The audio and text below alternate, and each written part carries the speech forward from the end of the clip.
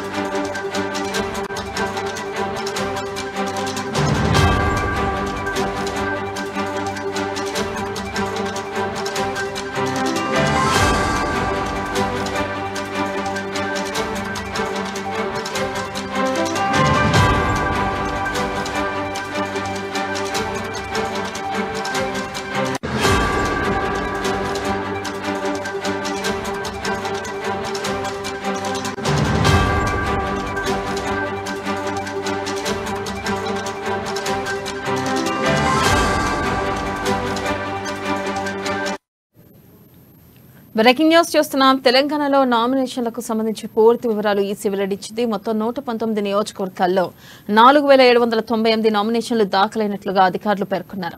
అత్యధికంగా కేసీఆర్ పోటీ చేస్తున్న గజ్వేల్లో 154 నామినేషన్లు, అత్యల్పంగా నారాయణపేటలో 13 నామినేషన్లు దాఖలైనట్లు అధికారులు ప్రకటించిన జాబితాలో తెలుస్తుంది. కామారెడ్డిలోనూ 105 నామినేషన్లు దాఖలయ్యాయి.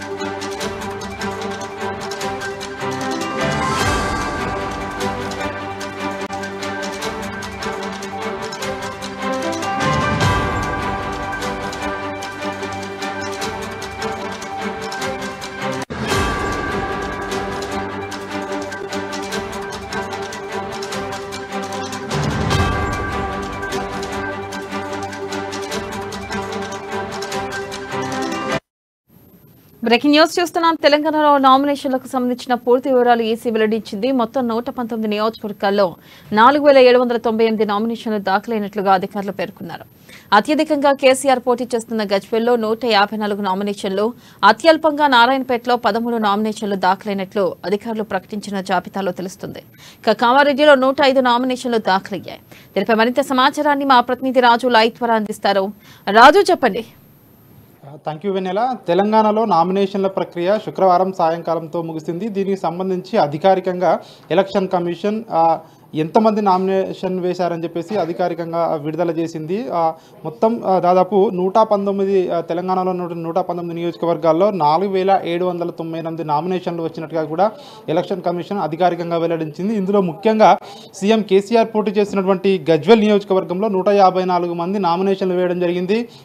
అదేవిధంగా సెకండ్ ప్లేస్లో మేడ్చల్ 116 మంది అభ్యర్థులతో మేడ్చల్ నియోజకవర్గంలో అభ్యర్థులు నామినేషన్ వేయడం జరిగింది. అదేవిధంగా సీఎం కేసీఆర్ పోటీ చేస్తున్నారు. అదేవిధంగా రేవంత్ రెడ్డి పోటీ చేస్తున్నటువంటి కామారెడ్డి నియోజకవర్గంలో కూడా 92 మంది నామినేషన్లు వేయడం జరిగింది. ఇక్కడ మనం చూసుకున్నట్టయితే ముఖ్యంగా గతంలో ఎప్పుడైతే ఎక్కువ మంది నామినేషన్లు వేయడం జరిగిందో, ముఖ్యంగా ఎమ్మెల్సీ కవిత నిజామాబాద్ ఎంపీగా పోటీ చేస్తున్న సమయంలో అక్కడ పసుపు రైతులు చాలామంది కూడా ఆ ప్రభుత్వానికి వ్యతిరేకంగా, బీఆర్ఎస్ ప్రభుత్వానికి వ్యతిరేకంగా చాలామంది కూడా నామినేషన్లు వేయడం జరిగింది. ఆ ఎన్నికల్లో ఎమ్మెల్సీ కవిత ఓటమి పాలు కావడం జరిగింది. అంటే ఎక్కువ మంది అభ్యర్థులు ఇట్లా నామినేషన్లు వేయడం వల్ల ఓటర్లు కూడా కొద్దిగా గందరగోళానికి గురయ్యే అవకాశం కూడా ఏర్పడుతుంది. ఎందుకంటే దానికి సంబంధించినటువంటి ఈవీఎంలు కావచ్చు, అదేవిధంగా గుర్తులు కావచ్చు, పోలింగ్ ఏజెంట్లు కావచ్చు, అక్కడ చాలా గందరగోళమైన పరిస్థితులు ఉంటాయి. ఎక్కువ మంది అక్కడ గుర్తు కూడా చూసుకోవడానికి, ఓటు వేయడానికి చాలా సమయం పడుతుంది కాబట్టి సో ఇవన్నీ కారణాలు విశ్లేషిస్తే ఎక్కువ మంది నామినేషన్లు వేయడం వల్ల అభ్యర్థులకు ఇబ్బందులు తప్పవని చెప్పి కూడా గతంలో జరిగినటువంటి పరిస్థితులు మనకు చెప్తా ఉన్నాయి. ఈ నేపథ్యంలో ఈసారి భారీ ఎత్తులో ఈ నామినేషన్లు దాఖలు చేయడం జరిగింది. ముఖ్యంగా సీఎం కేసీఆర్ పోటీ చేస్తున్నటువంటి కామారెడ్డి అదేవిధంగా గజ్వేల్పై ప్రధానంగా ఇక్కడ అత్యధికంగా నామినేషన్లు కూడా దాఖలు కావడం జరిగింది. ప్రధాన పార్టీలైనటువంటి కాంగ్రెస్ పార్టీ అదేవిధంగా బీజేపీ పార్టీ, బీఆర్ఎస్ పార్టీ ముఖ్యంగా సీఎం కేసీఆర్ను 2 నియోజకవర్గాల్లో ఎలాగైనా ఓడించాలని చెప్పి ఇక్కడ గజ్వేల్లో బీజేపీ నుంచి ఈటల రాజేందర్ పోటీ చేస్తూ ఉన్నాడు సీఎం కేసీఆర్ పైన. అదేవిధంగా కామారెడ్డిలో పిసిసి చీఫ్ రేవంత్ రెడ్డి ఇక్కడ నామినేషన్ కూడా వేయడం జరిగింది. మొత్తానికి ఈ నామినేషన్ల ప్రక్రియ కనుక చూసుకున్నట్టయితే ప్రధాన పార్టీలు చివరి నిమిషం వరకు కూడా అభ్యర్థుల ఎంపికలో ప్రధానంగా తీవ్రమైన కసరత్తు చేసిందని మనం చెప్పవచ్చు. చాలా వరకు మార్పులు, చేర్పులు, పార్టీ జంపింగ్లు కూడా కావచ్చు. ముఖ్యంగా కొంతమందికి అయితే సీట్లు ప్రకటించిన తర్వాత కూడా, టికెట్ ప్రకటించిన తర్వాత కూడా చివరి నిమిషంలో బీఫామ్లు ఇవ్వక అక్కడ వేరే వారిని పెట్టడము. సో ఇవన్నీ విచిత్రమైన పరిస్థితులు చోటు చేసుకున్నాయి. ఏది ఏమైనప్పటికీ మొత్తానికి ఏదైతే గడువు ఎలక్షన్ కమిషన్ విధించిందో 3వ తేదీ నుంచి 10వ తేదీ వరకు నామినేషన్ల ప్రక్రియ అయితే జరిగిందో ఈ నామినేషన్లు పూర్తయ్యేసరికి ఆ సమయం పూర్తయ్యేసరికి దాదాపు అంటే అత్యధికంగా రికార్డు స్థాయిలో ఈ అభ్యర్థులు కూడా నామినేషన్ వేయడం జరిగింది. 4798 మంది ఈ 119 నియోజకవర్గాల్లో అభ్యర్థులు నామినేషన్ వేయడం జరిగింది. ఇక ఈ నెల 30న పోలింగ్ జరగనుంది. దీనికి సంబంధించినటువంటి ఎన్నికల కమిషన్ తీవ్రంగా కసరత్తు చేస్తూ ఉంది. ముఖ్యంగా ఎన్నికల నిర్వహణ, అదేవిధంగా పోలీస్ బందోబస్తు, అదేవిధంగా పోలీస్ స్టేషన్లలో సౌకర్యాలు, వీటన్నిటిపై ఎలక్షన్ కమిషన్ దృష్టి సారించింది. అదేవిధంగా ముఖ్యంగా చెక్ పోస్టులు కూడా ప్రధానంగా ఏర్పాటు చేసి రాష్ట్ర వ్యాప్తంగా ఉన్నటువంటి అంటే అన్ని నియోజకవర్గాల్లో ముఖ్యంగా నియోజకవర్గాల బార్డర్లు ఏవైతే ఉంటాయో అదేవిధంగా వీటితో పాటు రాష్ట్రాల బార్డర్ల మధ్య కూడా ప్రత్యేకంగా బందోబస్తును ఏర్పాటు చేయడం జరిగింది. అన్ని వాహనాలను కూడా క్షుణ్ణంగా తనిఖీలు చేస్తూ ఉన్నారు. ఈ నెల 30న జరగనున్నటువంటి ఎన్నికల కోసం ఈసీ అయితే ఇప్పటికే ప్రత్యేకంగా కొన్ని యాప్లను కూడా రూపొందించడం జరిగింది. ఆ సివిజిల్ యాప్ కూడా రూపొందించడం జరిగింది. ఏమైనా కంప్లైంట్ ఉంటే కూడా ఆ సివిజిల్ యాప్లో వీళ్ళందరూ కూడా కంప్లైంట్ చేయవచ్చు. దీనికి సంబంధించినటువంటి దాదాపు 100 గంటల్లో దీనిపై మేము చర్య కూడా తీసుకుంటామని చెప్పి ఎలక్షన్ కమిషన్ చెప్తా ఉంది. మొత్తానికైతే నామినేషన్ల ప్రక్రియ అయితే ముగిసింది. ఈ నామినేషన్ల ప్రక్రియ ఒక ఘట్టం అయితే ముగిసింది. ఇక ఆ ప్రచార పర్వం ఇప్పటికే ఊపందుకుంది, పీక్ స్టేజ్కి వెళ్ళింది. ప్రచారంలో ప్రధాన పార్టీలు మాటల తూటాలు పేరుతా ఉన్నాయి.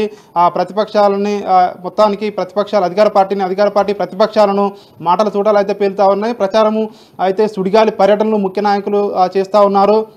ఈ ఎన్నికల్లో ముఖ్యంగా గెలిపే లక్ష్యంగా ఇటు బీఆర్ఎస్ పార్టీ, ఇటు కాంగ్రెస్ పార్టీ అయితే పావులు కదుపుతా ఉంది. దీనికి సంబంధించినటువంటి కాంగ్రెస్ పార్టీ అగ్రనేతలు కూడా రాష్ట్రానికి రప్పించి ప్రచారం చేయాలని చెప్పి ఇప్పటికీ నిర్ణయించుకుంది. దీనికి సంబంధించినటువంటి పర్యటనలు కూడా కొనసాగుతూ ఉన్నాయి. ఇక బీఆర్ఎస్ పార్టీ కూడా ముఖ్యంగా ఇటు సీఎం కేసీఆర్ సుడిగాలు పర్యటనలు చేస్తూ ఉన్నారు, ఇటు మంత్రులు కూడా నియోజకవర్గాల్లో పర్యటిస్తూ ఉన్నారు.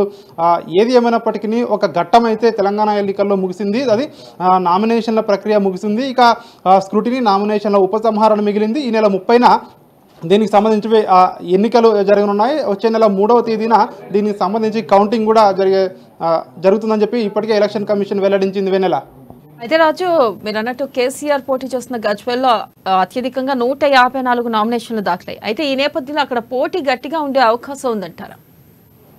ఖచ్చితంగా వినేల 154 మంది అభ్యర్థులు అయితే నామినేషన్ వేయడం జరిగింది. అయితే ఇందులో ఎంతమంది నామినేషన్లు స్క్రూటినీలో తీసేస్తారు, ఎంతమందివి ఫైనల్గా ఎన్నికల పోటీలో ఉంటారు అని చెప్పేసి ఒక ఆసక్తి అయితే నెలకొంది. ఎందుకంటే సామాన్య ప్రజలు, రైతులు కూడా చాలామంది, కొంతమంది నిరుద్యోగులు కూడా ఇక్కడ నామినేషన్ వేయడం జరిగింది. వాళ్ళందరి నామినేషన్లను అధికారులు ఏ విధంగా చూస్తారో, అందులో ఏమైనా తప్పులుంటే, అందులో ఏమన్నా ఇన్ఫర్మేషన్ పొందుపరచకుంటే ఖచ్చితంగా అవి స్క్రూటినీలో తీసేసే అవకాశం కూడా కనిపిస్తూ ఉంది. ఇది 13వ తేదీ జరిగే, అంటే రేపు జరిగే స్క్రూటినీ ఏదైతే ఉందో ఈ స్క్రూటినీ తర్వాత ఎంతమంది అభ్యర్థులు పోటీలో ఉంటారు అని చెప్పేసి 15వ తేదీ ఉపసంహరణ తర్వాత కూడా ఫైనల్ లిస్ట్ ప్రకటించే అవకాశం ఉంది. స్క్రూటినీలో ఎంతమంది ఇందులో రిజెక్ట్ చేస్తారు ఎలక్షన్ కమిషన్ అనేది ఒకటి చూడాలి.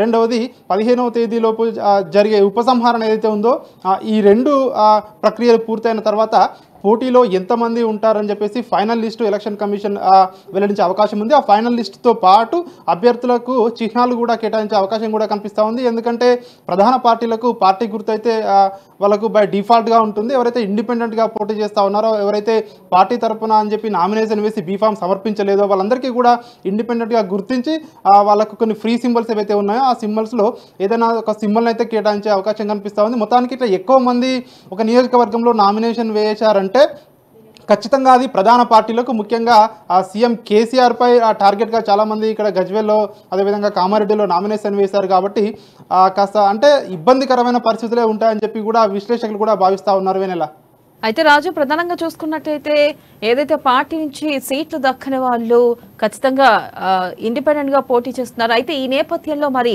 ఆ పార్టీల నుంచి, ఆయా పార్టీల నుంచి బొజ్జగింపుల నేపథ్యంలో మరి ఏదైతే నామినేషన్ ని వెనక్కి తీసుకునే అవకాశం ఉందంటారో, ఆ అభ్యర్థులను బొజ్జగించే పనిలో ఉన్నాయా ప్రధాన పార్టీలన్నీ? ఇప్పటికే బుజ్జగింపుల పర్వం కూడా స్టార్ట్ అయిందని చెప్పవచ్చు మనము. ఎందుకంటే ఎవరైతే నామినేషన్లు వేశారో కొంతమంది అసంతృప్తులు కూడా నామినేషన్ వేయడం జరిగింది. ఆ పార్టీలో చివరి వరకు టికెట్ కూడా ఆశించి టికెట్ దక్కకపోవడంతో వాళ్ళు రెబల్స్గా బరిలోకి దిగుతామని చెప్పి ఇప్పటికే చాలా నియోజకవర్గాల్లో కూడా ప్రకటించడం జరిగింది. కొంతమంది అయితే వేరే పార్టీలోకి వెళ్ళి బీఫామ్లు సంపాదించుకున్నారు. ఇతర పార్టీల బీఎస్పీ పార్టీ లాంటి వాటికి, అదేవిధంగా ఇతర ఫార్వర్డ్ బ్లాక్ లాంటి పార్టీలకు వెళ్ళి వాళ్ళు సీట్లు టికెట్ సాధించుకోవడం జరిగింది. ఎవరైతే ఇతర పార్టీల్లో బీఫామ్ రాలేదో, ఇతర పార్టీలో రాలేదో వాళ్ళు ఇండిపెండెంట్గా నామినేషన్ వేయడం జరిగింది. వీళ్ళందరినీ కూడా ఎవరైతే ప్రభావం చూపుతారో, ఓట్లు చీలుస్తారని చెప్పేసి కూడా భావిస్తూ ఉన్నారో, బలమైన నాయకులు ఉన్నారో వాళ్ళందరినీ కూడా ఒప్పించే అవకాశం అయితే చాలా వరకు కనిపిస్తూ ఉంది. ముఖ్యంగా ఇప్పటికే వాళ్ళతోటి సంప్రదింపులు జరుపుతూ ఉన్నారు ప్రధాన పార్టీలు. ఎవరైతే వారి సామాజిక వర్గానికి సంబంధించినటువంటి ఓట్లను ప్రభావితం చేసే అవకాశం ఉందో, వాళ్ళు బరిలో ఉన్నారో వాళ్ళందరినీ కూడా ఇప్పటికే వాళ్ళందరితో చర్చలు అయితే జరుపుతూ ఉన్నారు.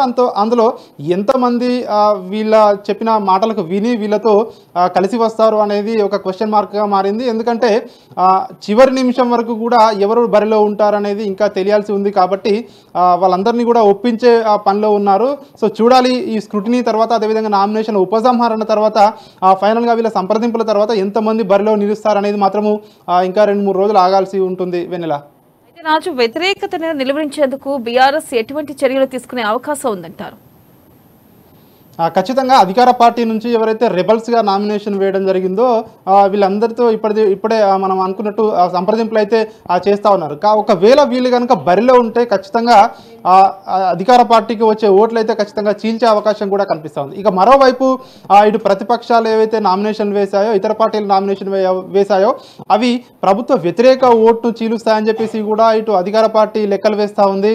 ముఖ్యంగా ప్రభుత్వ వ్యతిరేక ఓటు చీలడం వల్ల ప్రభుత్వ అనుకూలమైన ఓటు మాకే ఎక్కువగా వస్తుంది, తద్వారా మాకే విజయావకాశాలు ఎక్కువగా ఉంటాయని చెప్పేసి బీఆర్ఎస్ పార్టీ భావిస్తూ ఉంది. సో ఇక కాంగ్రెస్ పార్టీ విషయానికి వస్తే కాంగ్రెస్ పార్టీ చెప్తా ఉంది ముఖ్యంగా ఖచ్చితంగా ఈసారి యాంటీ ఇన్కంబెన్సీ రాష్ట్రంలో ఎక్కువగా కనిపిస్తూ ఉంది. అదేవిధంగా 6 గ్యారంటీల పథకాలు ఏవైతే ఉన్నాయో ఖచ్చితంగా అవి కాంగ్రెస్ పార్టీ గెలుపుకు దోహదం చేస్తాయి. బీఆర్ఎస్ పార్టీని ఎప్పుడు ఓడిద్దామా అని చెప్పేసి ప్రజలు రెడీగా ఉన్నారు ఓటు వేయడానికి అని చెప్పేసి వాళ్ళ వర్షన్ చెప్తా ఉన్నారు. ఇక బీజేపీ పార్టీ చెప్తా ఉంది, మేము బీసీ ముఖ్యమంత్రిని అభ్యర్థిని ప్రకటించాం కాబట్టి ఖచ్చితంగా రాష్ట్రంలో ప్రజలు మా వెంబడే ఉంటారు, ఖచ్చితంగా బీజేపీ ఈసారి అధికారంలోకి రాబోతుందని చెప్పేసి కూడా ఇటు బీజేపీ నేతలు చెప్తా ఉన్నారు. ఏది ఏమైనప్పటికీ ఎవరైతే రెబల్స్గా అదేవిధంగా ఇండిపెండెంట్గా నామినేషన్లు వేశారో వారి వల్ల ఆ ఓట్లు అయితే చీల్చే అవకాశం ఉంటుంది. ఈ ఓట్లు చీలడం ద్వారా ఏ అభ్యర్థి లాభం పొందుతాడు, ఏ అభ్యర్థి నష్టపోతారనేది మాత్రము ఖచ్చితంగా అయితే ప్రభావం అయితే చూపిస్తుంది. అయితే ఎవరు దీనివల్ల నష్టపోతారనేది మాత్రము ఎలక్షన్లో తెలిసే అవకాశం ఉంది. దానికోసమే నష్టపోకుండా ఉండొద్దు అని చెప్పేసి దానికోసం ఉండడానికే ఇప్పుడే బుజ్జగింపుల పర్వం ఇప్పటికే స్టార్ట్ అయింది. ఆ బుజ్జగింపులు అనేటివి తెర వెనుక జరుగుతూ ఉన్నాయి. ఎంతమంది పోటీలో నుంచి తప్పుకుంటారనేది మాత్రం ఒక ఆసక్తిగా అయితే మారింది. Vennela. Right Raju, thank you.